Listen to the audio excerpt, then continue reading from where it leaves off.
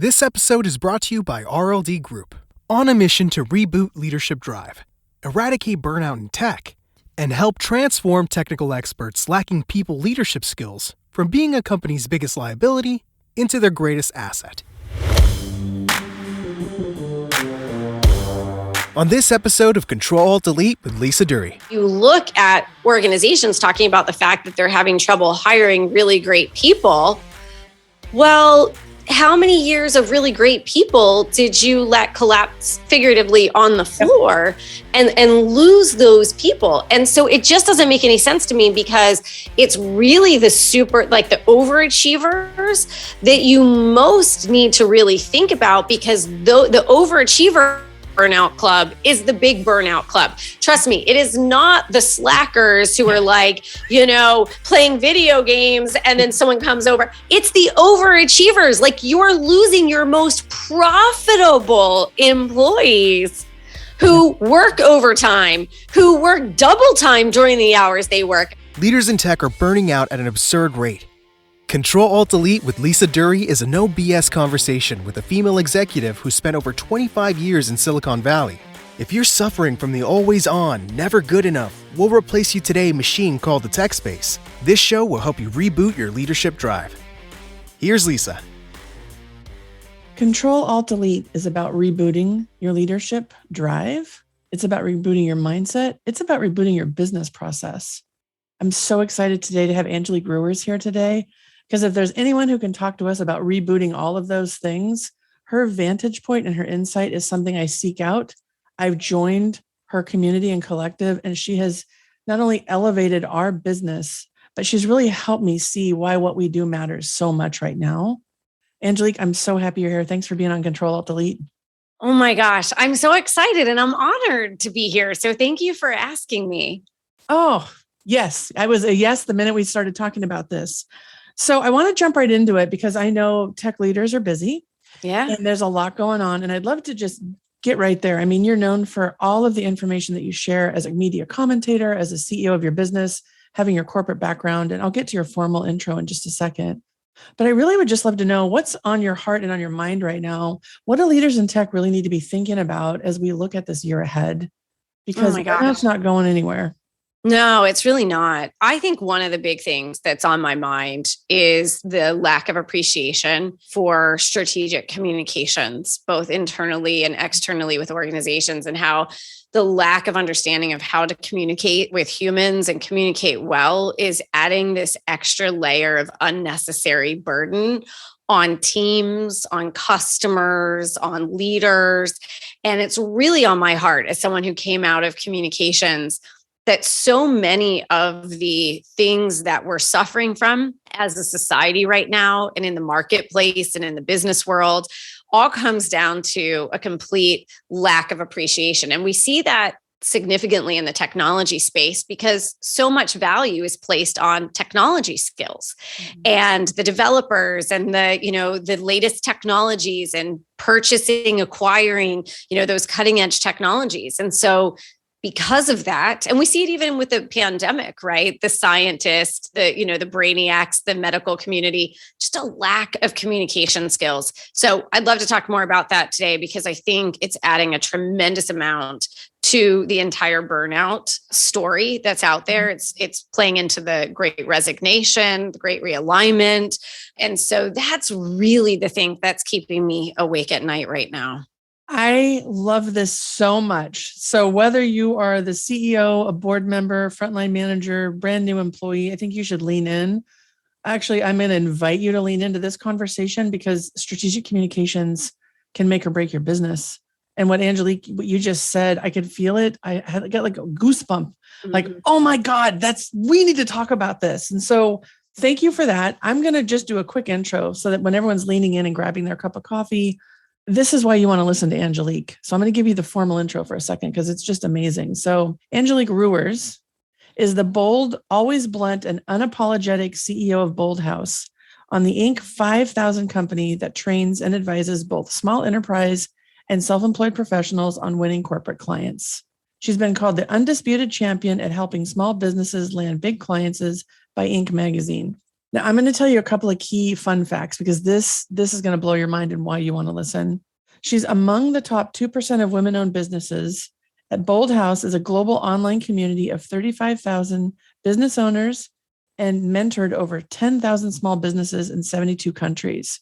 So whatever country you're in, whatever's going on, you want to listen. BoldHaus Global Conferences bring entrepreneurs together with major brands like Coca-Cola, UPS, AT&T, Accenture, Intel, IBM, HP, Marriott, Chevron, Major League Baseball, and many more. And that list, I know it to be many more, but look at how many tech industry companies are right there. So she's also on the advisory board for Space for Humanity, which is a nonprofit expanding access to space for all of humanity, as well as on the committee for the United Nations Women, Peace, and Humanitarian Fund. It's like, this is no joke, Angelique. There's so much here. And she's on the cover of Business Digest magazine, and she was called a fierce champion for small business owners. And her expertise has been featured by Forbes, Entrepreneur, Inc. magazine, Essence, ABC, NBC, CBS, CNBC, Business Insider, Huffington Post, Lucky, Washington Post, and YFI PM. Here's the deal too. She's shared stages with superstars like Hollywood Steve Harvey, Shark Tank's Damon John, best-selling author Seth Godin, and NFL Super Bowl champion Jamal Lewis. Angelique, I think everyone needs to be listening to what you have to say right now. And I'm so glad you're here. Well, you're very kind, Lisa. Thank you. You know, sometimes as I listen to that, I'm like, wow, I'm old. You know what? Here's the thing. You might be old, but you are wise. And I think the thing that I really appreciate about you, having been mentored by you and working with you and having you here, is how much you do your own research, because you're always bringing the truth forward as to what's going on. Like, I really appreciate, I'm going to put air quotes, old, because to me, that's experience and learning. So let's jump in, my friend. Yeah, let's do it. Okay. So tell me more. Strategic communications and appreciation of it. Yeah. So you look at everything that's happening right now, right? So whether it's coming from the federal government, whether it's coming from supply chain partners, whether it's coming from local government, whether it's coming from customers, the amount of rework that we create, the amount of anxiety that we create for people, the amount of uncertainty that we create for people. You know, here's something that I've said on stages that I've spoken at, and it's really interesting because you said in my intro that I'm bold and direct and unapologetic, and that cannot be more true. And so I was speaking a lot at conferences this year, and one of the things that I really just stuck a fork in a number of times was this idea of there being all this uncertainty in the marketplace. And, you know, what happens is a lot of times the world sort of gets its teeth into an idea, and then that's just it. Everyone sort of starts repeating whatever it is, and then everyone else repeats it. And it just becomes almost like this record that's running. And whenever I hear something being said over and over and over again, to me, that's a red flag, because now people have almost put it almost like on autopilot in their brain, and they're not bringing critical thinking to solve the problems. So I'm like, wait a second, how uncertain is all of this? Now, don't get me wrong. The pandemic has been very uncertain, whether there's going to be another variant, whether certain governments internationally with the airlines are going to do all of that. Like, we don't know, but business and organizations have acted with a great deal of predictability, in some cases, inevitability, right? So you look at sort of like what's happening, and all the major things that have happened that companies have taken action were completely predictable. They were all logical, what they were going to do. What companies are doing right now is really logical. We're seeing a lot of companies, I think it was Allstate most recently, said we're not going back to the office. Well, mark my words, 3 to 5 years from now, that pendulum is going to swing back the other direction, because all the things that people forget about not having the gathering places and the stress of everyone sort of being disjointed and all over and not being able to indoctrinate people into culture and all of those challenges will at some point will tip things in the other direction. That's very predictable. That's not uncertain. That's going to happen. And so I think that when we talk about communications, we have to understand that if we don't have the professional communicators at the right decision-making tables, giving guidance, being heard by the leaders of this is how you need to communicate to your employees to take the burden off of them. But so many elements of the burnout, fatigue, exhaustion that people are facing right now was actually self-inflicted. And until we recognize that we're self-inflicting, there are certain things in business we're never going to get rid of. We are never going to get rid of the fact that a natural disaster could cause a big conference to be turned upside down because of a natural disaster. You'll have a big customer who cancels on you, or you'll get hacked, or a key team member will leave all of a sudden, or a last minute acquisition, like a surprise acquisition or merger happens. Those are natural things in business where we have the ability to really make an impact in organizations is to stop all the self-inflicted wounds. And that's like that. And so many of them come back to communications.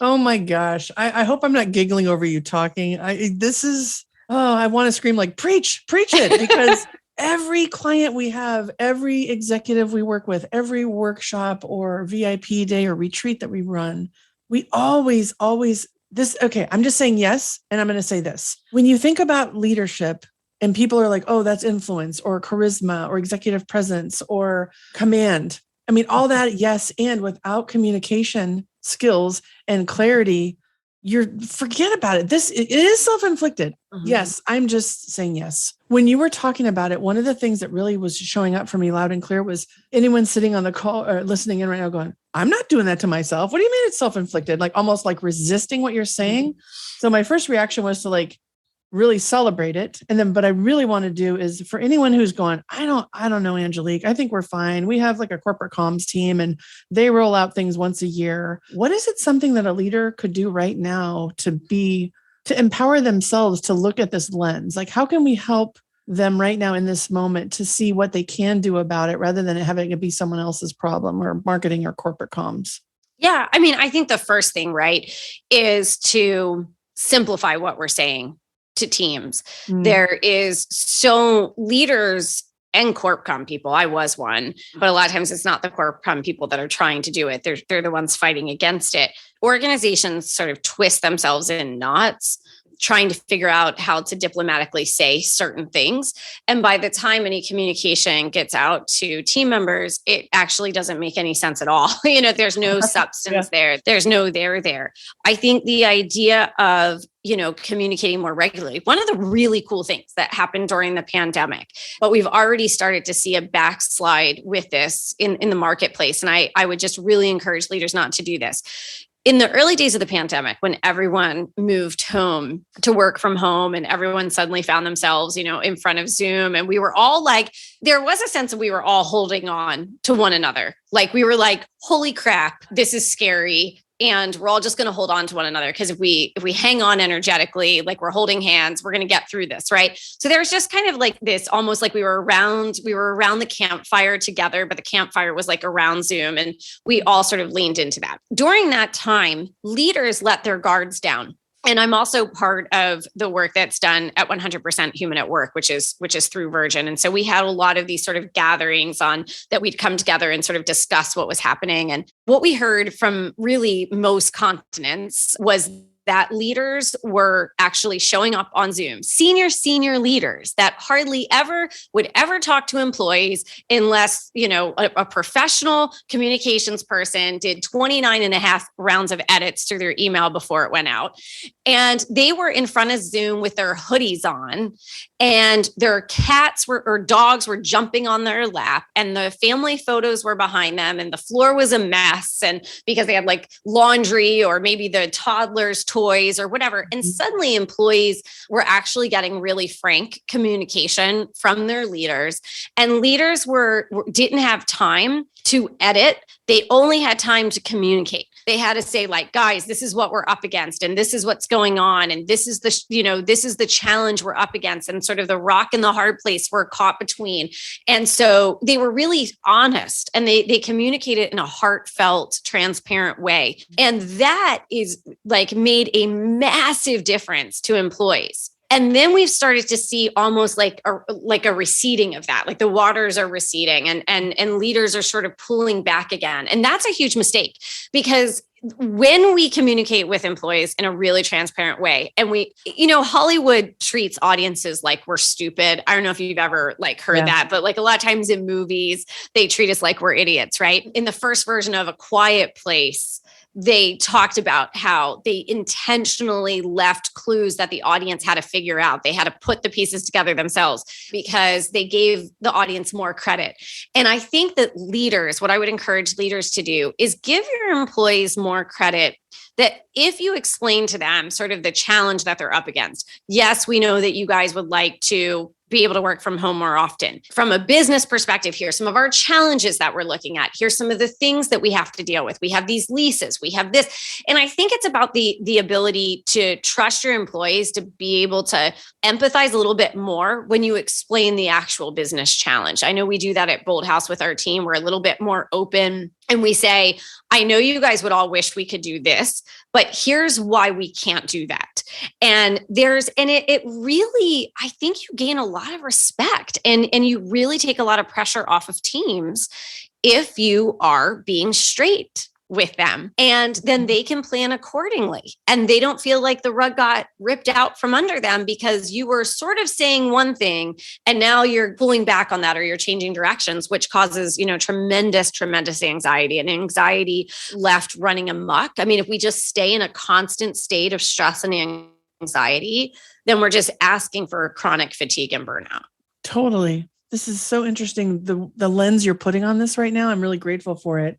We have quite a few clients who are in sales organization, the sales divisions within tech. And, every year it's like, make your number and then revisit everything and flip the territories and move the teams. And the employees, the sales reps are always like, I know it's coming. Give me scoop. And the salespeople are like, sales leader, no, we don't know yet. Right. And then all of a sudden it changes like in a day.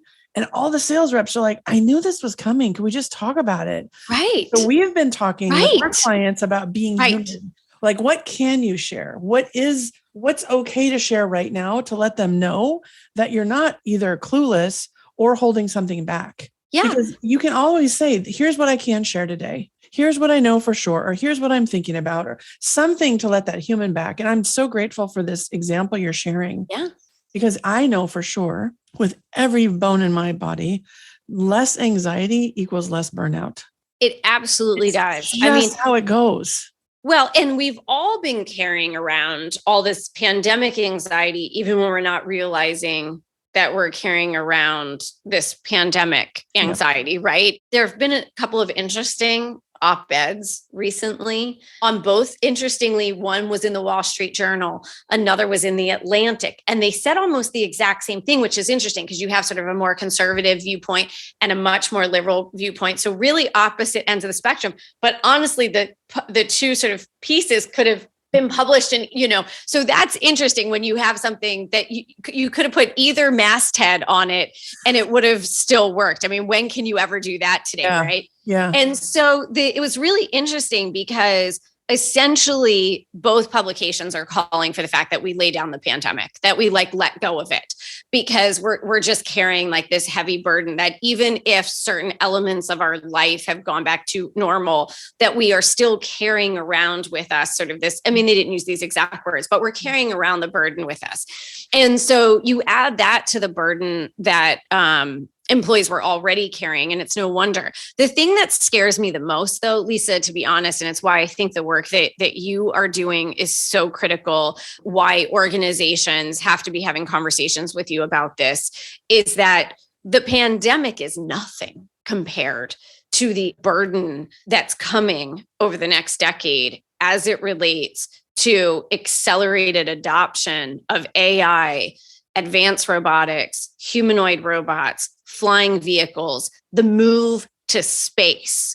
Being a part of the advisory board with Space for Humanity has just opened my eyes so much to what's about to happen. For those leaders out there who've never read the book, The Overview Effect, read that, because as we have more and more humans going to space and shifting their perception because they have now experienced the overview effect, which you can only get once you've left Earth. The book is fascinating. But as you have more and more people going through that, you're going to start having people who've had that experience, those who haven't had that experience. We're going to see massive impact from climate change, and then massive realignments of all sorts of housing, infrastructure, new technologies because of the climate, not to mention that we have to clean up so much that we've done to the climate, nothing to do with climate change, just what we've done to the environment.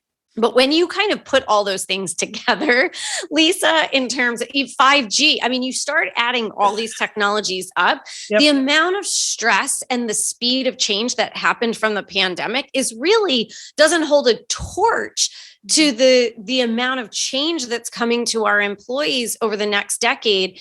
And we have really done nothing at the pre-K, elementary, all K through 12, higher education to teach resiliency, problem solving. You turn on the Olympics at night and you look at the athletes breaking down on live TV because of the pressure on them. And we're sort of all watching it, not really sure, and you just look at what's happened. It's going to be worse. Like, there is no recovery period coming after the pandemic. Like, it's not like you had a bender of a weekend and you get to take a couple of days off and recover. Like, this is just, the speed of this is just getting faster and faster. So if companies don't bring you in or another expert in to deal with, the burnout and really build these skills and make these culture changes that have to happen, I'm just not sure how the human beings, the biological human beings inside of organizations, can keep up with all of this. Because the last 2-3 years was really just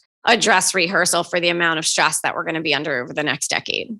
I'm taking a moment of pause because that's a lot to take in for anyone listening. No. And it's freaking true. So I just want to give everybody a chance to take a deep breath and know that we can do hard things. As I think Glennon Doyle says, we can do hard things. Yeah. Yeah. This is like the dress rehearsal.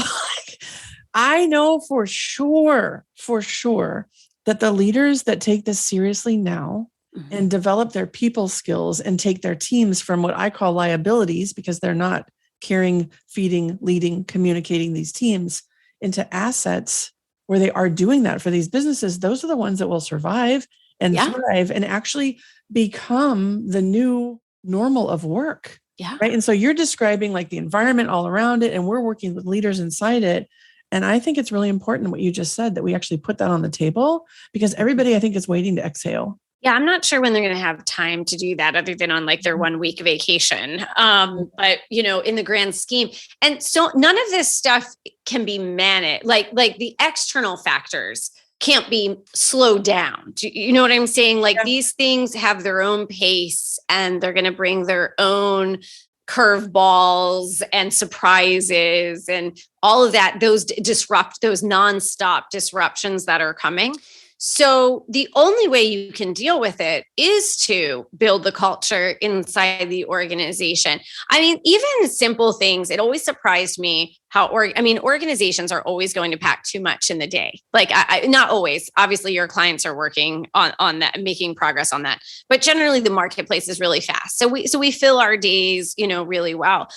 I think that one of the mistakes I made when I was younger and I was in corporate before I left to start my own business was that I think I was waiting for someone else to come give me a break. That they would say, hey, Angelique, you've been working like crazy. You should probably slow down on Friday. I was always waiting for that. And what I didn't necessarily appreciate and realize was I actually was empowered to take care of myself. And I think that is, when you look at the work that you do in the world, Lisa, you and your team, it's really about making sure, because no one's really coming to save us. Do you know what I mean? The one CIO that I worked with, she would always say, remember, no one's going to build a monument in your name. You have to really take pride, decide what you want to accomplish. And you need to self-manage your own pace and care for your own wellness, because no one else in the organization is really going to do that. Not that we can't teach leaders to do it, but I think in a lot of companies, the work that you do about helping the individual understand how to manage their energy and care for themselves, and the mindset piece that goes with the burnout, right? And I just really gave away all my power. Let me say it that way. When I was in corporate, I gave away all my power. And I think for me, the moment, like the reckoning moment for me was I had bronchitis. It was really bad. My fever was like 103 or 104. And I was leading internal and financial communications for a Fortune 100 company. And I'm homesick in bed. And I get a phone call from the senior VP that I worked for who said, you need to get to the office tomorrow morning, sick or not sick. We've got to bring you over the wall on a huge thing that you're going to have to sign an NDA on. So I went into the office the next morning, signed the NDA. Turns out we were announcing, this was like Friday morning. On Monday morning, right before the markets opened, we were going to announce a merger. And we're a publicly traded company. So this is like a big deal. And I didn't realize when I went into the office on Friday that I wasn't going to go home again until Monday. I was basically going to shower in the gym downstairs, take cat naps on my desk, and live off a Red Bull for the next 3 to 4 days, and basically sleep like an hour a night for like 3 straight days. Now, mind you, I have 103, 104 fever.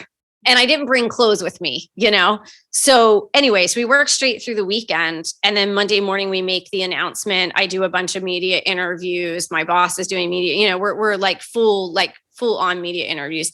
And because I worked in the media relations group. And so at some point I collapsed onto the floor and 2 coworkers walked over me. Like I'm lying on the floor and 2 coworkers walked over me. And then a vice president came walking by and was like, this is a problem, you know? And so she actually called a car service for me and sent me home. And I don't know that I woke up for like the next 48 hours, but it was really lying on the floor, looking at the ceiling tiles. We all know those ceiling tiles, right? The fluorescent lights and the ceiling tiles, thinking, this doesn't seem like I've made a series of good decisions, that I'm lying here on this floor and people are stepping over me right now.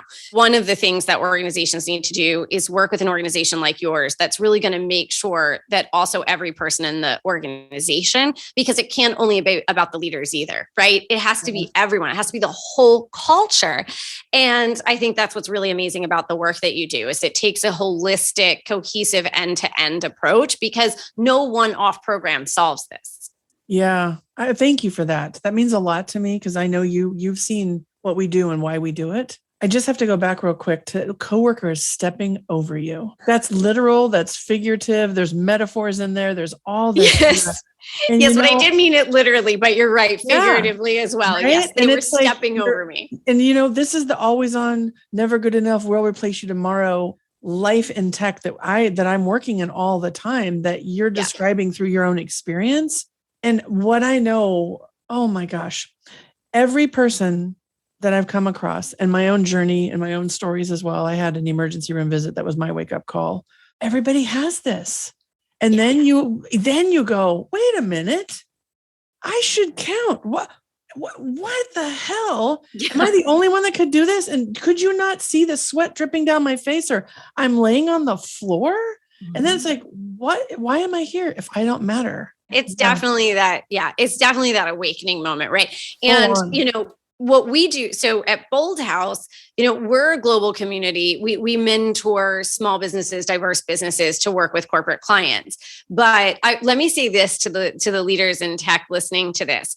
About 90%, now we have clients in 72 countries around the world, but about 90% of our clients share one very powerful thing in common. And that is they are a corporate escapee. They are someone who was tremendously valuable, dedicated, driven, hardworking, but also exhausted, burned out, taken for granted, et cetera, who left corporate to basically start their own consulting or professional services business where they had greater control over their lives. Now, there's nothing wrong with that. And in fact, I think, you know, as you're making purchasing decisions, some of the smartest people that you're going to get the best, most innovative solutions, but more importantly, you're going to get the truth from, or because look, if you're dealing with Accenture, no, like, listen, I came out of that world too. I worked for one of Accenture's competitors, but there's nothing wrong with those organizations. They're very dedicated, but generally speaking, you know, they're not going to speak truth to you because they can't lose the account. Can you imagine you're a senior manager and you're saying something really tough to a leader and then you lose the account for a Deloitte? That's going to be tough. That's going to be a tough day for you. And so I think what's really powerful about working with the corporate escapees, besides for the fact that they're agile and innovative and, really can move. I mean, Lisa, when someone works with you, I know that you're really able to customize the work that you're doing with them. You're not beholden to, well, this is the corporate way of doing it because, we're major Acme corporation and we have to do it this way, right? You're not E Corp for the Mr. Robot fans out there, but when you're an E Corp, you are somewhat limited in what you can do. But I will say that if you don't address this in your organization, your favorite people are going to end up in my community at BoldHaus because they're going to say, I actually do deserve better. And I can just do this for myself. And I can take on the amount of clients I want to take on and the projects I want to take on and set my hours and charge what I want to charge and really be completely empowered. And that actually, it's good for our business. And we obviously love when people come and work with us, but it does scare me a little bit, Lisa, because we need the major airlines. We need the major social media companies and technology companies. Like we need those companies, and those companies need really great people who are in their best health and their best state of mind, their best mindset, their best health, their best level of performance. Because when I get on an airplane or I invest in my new computer or I invest in a new software or whatever it is, I want to know that I'm really getting the best. And so, we need companies to be successful. We need them to keep their best people.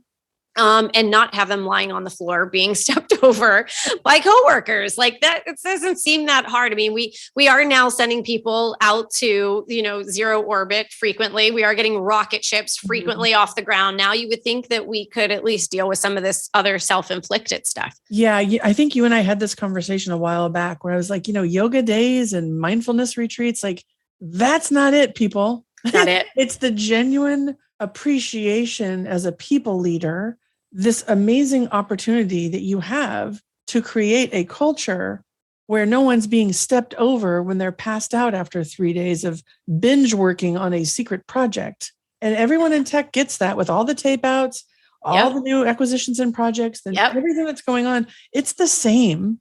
Yep. Right. And there are people laying down, being stepped over, and then they're just moved aside. Mm-hmm. And then here comes the next. And so one of my questions is, with what you're saying, you're talking about how you're embracing the refugees, I might call them the escapees, right? Giving them their oxygen again, showing them how to get their life back and then be of service and of value add, right?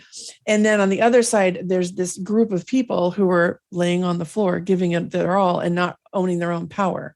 So if you're a leader in that space right now, and you have these high performing teams, but you're going to be managing your budget through layoffs, and that there's more there's more where we can find more of these. Like, what's the real cost for that leader?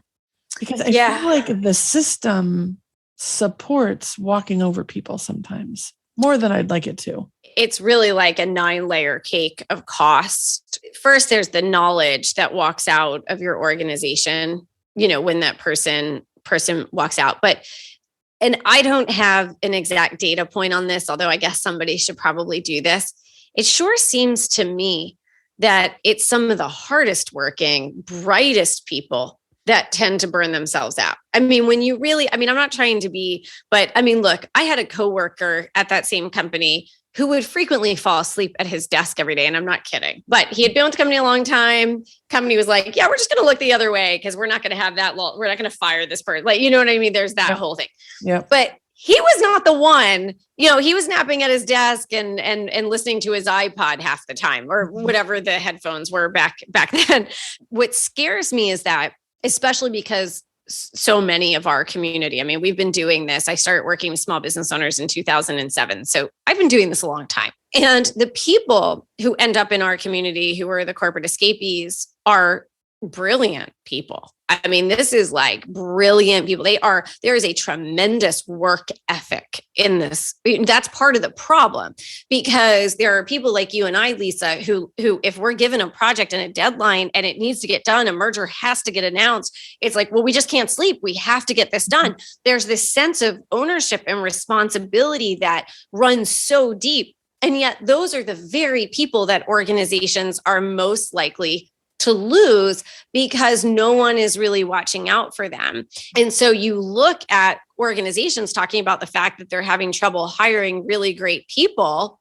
Well, how many years of really great people did you let collapse figuratively on the floor and lose those people? And so it just doesn't make any sense to me, because it's really the the overachievers that you most need to really think about, because the overachiever burnout club is the big burnout club. Trust me, it is not the slackers who are like, playing video games and then someone comes over. It's the overachievers. Like, you're losing your most profitable employees who work overtime, who work double time during the hours they work. I mean, I would work circles around people. I would get like 10 projects done to my coworkers one. And so, that's who you're going to let go. I don't understand the math on that. Like, there's got to be an algorithm on that, right? Somebody in tech has an algorithm on that. So not me. A call out for it. We're going to get you that number, because right. What I know, even so, we do Gallup strengths, Clifton strengths with every person that comes through our door. It's one assessment. We do others. And every time that someone shows up with responsibility in their top 5, I sit them down and we have a real conversation, because responsibility is, you just described responsibility, psychological ownership, tremendous work ethic. I can do it better than anybody can. Just let me do it. I can do it. Right. That's that. And I have this too. That's why I burnt out. And I think the magic in what you're saying has to do with that people that have such high psychological ownership of whatever task they're given or project or responsibility they have, they give away their power in the process, because they're holding on to it, because it's such it feeds you.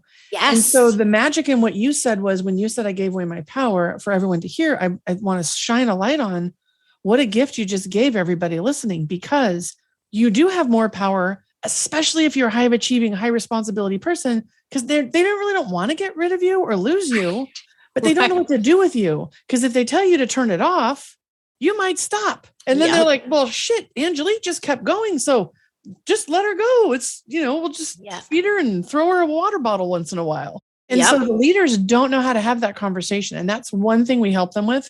Also, the people with responsibility, really work with them on boundaries. A lot of conversation, a lot of tools and resources. What does work-life integration look like for you? When are you at your best? And what are you doing just because they asked you to? What's possible for you to say no? Or, hey, so-and-so might be better for that than me. I'm happy to mentor, but not do. I had no ability to set boundaries. The only boundary that I could set was to quit. Right. And that is, and I think if you don't teach your team boundaries and you don't teach your leaders to respect boundaries and to even watch for the red flags when someone's not setting boundaries and they're working themselves literally to death, right? And I know the Japanese have an actual terminology for literally working yourself to death, but I won't try to pronounce it in my Baltimore accent. The only boundary a lot of people then set is the I quit, because there's no other boundary that they've been empowered with. And then leaders aren't really taught to look for those red flags or to really help, those things. So it really does end up pushing the overachiever out the door, because they're left with that as their only escape valve. Yeah. And, one of my other coworkers ended up with such exhaustion, she had to basically go on short. I don't know if it was like legally short-term disability. I don't want to say, because she literally had to leave for months and months and months to just recover, because her body had gone into sort of such overdrive that she literally was suffering from exhaustion. And so I I think that, what do leaders have to do? They have to teach their people how to set those boundaries. They have to identify the really overachievers, because I think those are the ones that are often at the greatest risk. They have to teach their leaders the signs to look for. Lisa, I know you talk with your clients about this all the time, but to just kind of edify that, you can't have programs in name only. You can't have one statement on the mission statement and culture statement, but in reality, everyone knows that that's not the actual culture, right? That there's like, well, this is what it says, but that's a joke. And so you really have to have that top-down leadership. But I think, again, that comes back to communication, because if you don't understand what's being said in meetings, if you don't understand what's being said in one-on-one conversations, if you don't understand how a directive about you've got to meet your sales numbers, that's all communication. And that's really driving a lot of this burnout. I mean, if I could just say full circle, that was beautiful. Well, this is why you're who you are. You just took us on the whole journey and back, Angelique. And I think when I finish this recording today and we put this episode out there, I think the greatest gift we could give people is, there's two things I'd love to say. One is, we have a playlist and we always put a song in there from every guest. It's something that raises their vibe or helps them reflect, or even just take that micro chill moment that we all need when we're burning out. And I'm curious if a song comes to mind for you, because I'd love to add it. Oh, I love that. I think one of my favorite songs is Paradise by George Ezra. I think that we all need that sort of like happy song. It just gets us to the place of being outside in the sun. Now, I said Baltimore. I'm from Baltimore. I live in South Florida now. I moved here because that moment of going outside and seeing the blue sky and the sun and the birds, like the tropical birds and the palm trees, it's that moment of remembering why we're here. And I think that's a great song to really remember. And we spend far too much of our life indoors attached to electronics and not nearly enough time literally barefoot outside and having those sort of, negative ions connecting into the ground and just like all the amazing things that happen for us when we do that. And, before you can lead anyone else, you have to connect in with yourself. So I would just encourage that song or whatever song really helps you connect back in with like this right here, because that's really how we can touch and lead others, is to really be connected in. I love this. And I don't know this song and I can't wait to go listen to it. I'm sure. Yeah. Paradise by George Ezra, right? Did I say it? Yeah, let me make sure. Cause my husband makes fun of me because I constantly screw up song names. What's really funny is my husband is a drummer and he is a tremendous Rush fan. And so just really into music. And I am tone deaf, can't remember lyrics, can't remember the names of songs. So it's just really funny because we are definitely complete opposites. Oh, that's awesome. Oh, and I want to add one more song. My other song that's really good, if we can put two on it, is Shotgun.